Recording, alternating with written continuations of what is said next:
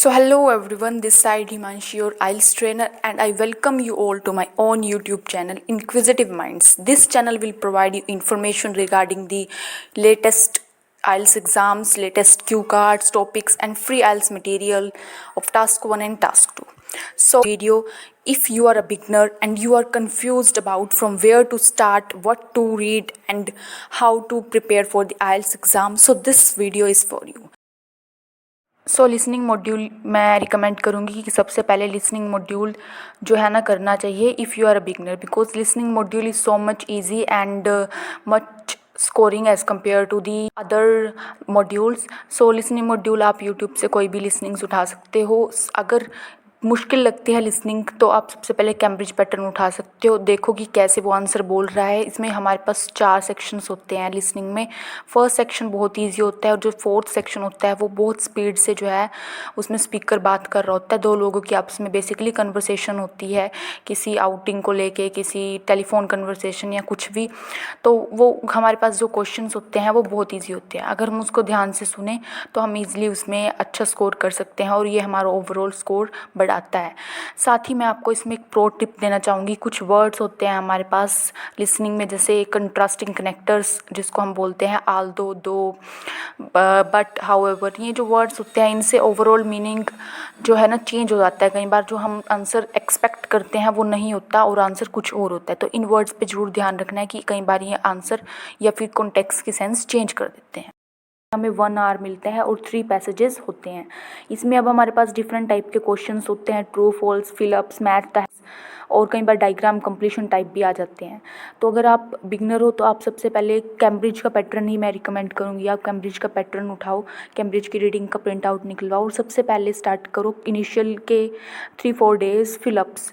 अगर बहुत ज़्यादा डिफ़िकल्टी आपको फेस होती है आंसर ढूंढने में, फिलअप्स आप ढूंढोगे, फिलअप्स आपको जल्दी मिलेंगे, आपका कॉन्फिडेंस लेवल भी बिल्डअप होएगा. उसके बाद नेक्स्ट टाइप के क्वेश्चंस पे मूव करोगे, जैसे मैच द हेडिंग होगी, मैच द हेडिंग पे मूव करोगे तो उससे आपकी अंडरस्टैंडिंग इंप्रूव होएगी. और जब मैच द हेडिंग करते हैं तो साथ के साथ दूसरे क्वेश्चंस को भी देख लो जो ट्रू फॉल्स हैं, क्योंकि जब हम मैच द हेडिंग करते हैं तो हमें एक पैराग्राफ से ढूंढना होता है कि इस पैराग्राफ में ये हेडिंग है या नहीं है, कौन से पैराग्राफ में कौन से हमारे पैराग्राफ में या हमारे पास हेडिंग है. तो हम ट्रू फॉल्स वगैरह भी ऊपर से अपने क्वेश्चंस को हाईलाइट करके देख लो कि इस पैराग्राफ में आई थिंक ये ट्रू फॉल्स हो सकता है, इससे आपका टाइम सेव होगा.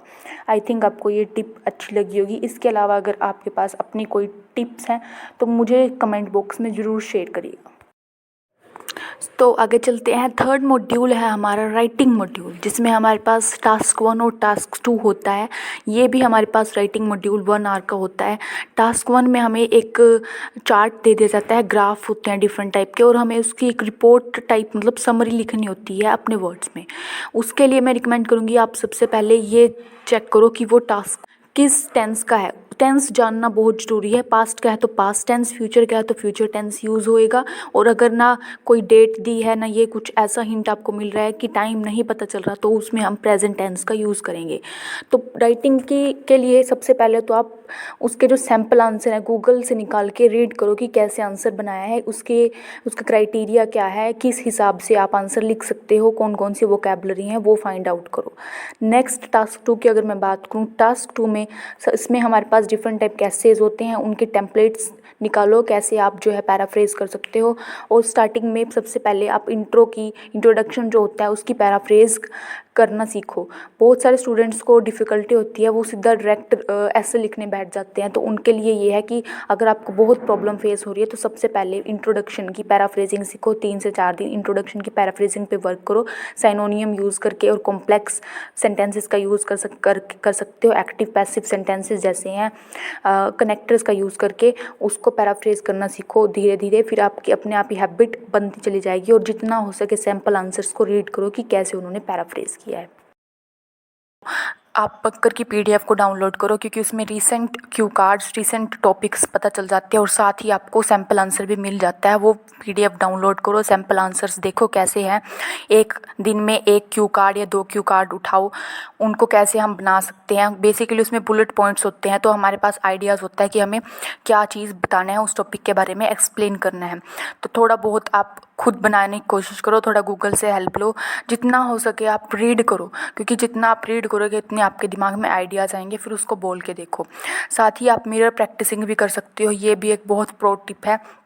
मिरर प्रैक्टिसिंग सिर्फ आपका आइल्स का स्कोर बढ़ाने के लिए यूज़फुल नहीं है, बट ये आपको कॉन्फिडेंस लेवल भी बढ़ाएगी, कम्युनिकेशन स्किल्स भी इससे इम्प्रूव होंगी, जो कि बहुत ज़्यादा ज़रूरी है। तो इससे आप अपनी स्पीकिंग को एनहांस कर सकते हो। वोकैबलरी हर टॉपिक वाइज, एक दिन में एक टॉपिक उठाया, टॉपिक के अकॉर्डिंग वोकैब्स ढूंढी, फिर उनका यूज़ करके अपना सैम्पल आंसर भी क्रिएट कर सकते हो। क्योंकि अगर आप सैम्पल आंसर डायरेक्टली जो मकर की PDF वाला है वो यूज़ करोगे तो एक तरह से वो रोट लर्निंग लगेगी, आपके इनहेरेंट टैलेंट बाहर नहीं आएगा। टैलेंट आपका, आपकी जो स्पीकिंग स्किल्स हैं, आपकी इंग्लिश इम्प्रूव होना भी बहुत ज़्यादा ज़रूरी है, आपकी क्रिएटिविटी भी इसमें शो होती है। तो ट्राई करना अपने आंसर्स ज़्यादा से ज़्यादा खुद बनाने की, और वो कैब्स अच्छे से जो है ना लर्न कर लेना।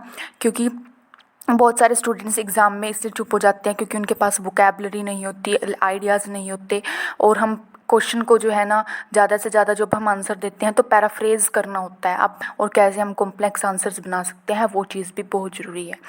तो this is the end of the video. I hope you like the video and the content that I have shared with all of you, and if you like the video, please do subscribe and don't forget to hit the like button.